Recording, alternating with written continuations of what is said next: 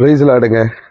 நீதிமொழிகள் 16:13 இப்படி சொல்லுது, உன் செய்கைகளை கர்த்தருக்கு ஒப்புவி, அப்பொழுது உன் யோசனைகள் உறுதிப்படும் என்று சொல்லி.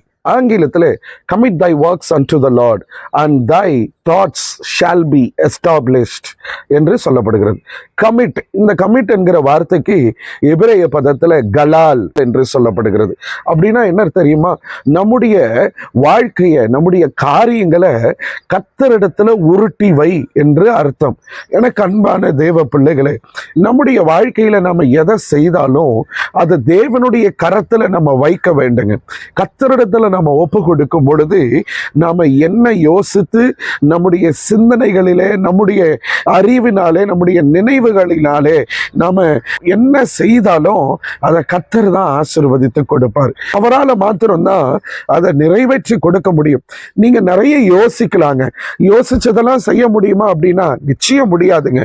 ஆனா நம்ம செய்கிற காரியங்களை ஆண்டவரிடத்துல கொடுக்கும் பொழுது, நம்ம செய்கிற விஷயங்களை கர்த்தரிடத்துல கொடுக்கும் பொழுது அவர் நிச்சயம் நிறைவேற்றி கொடுப்பாங்க.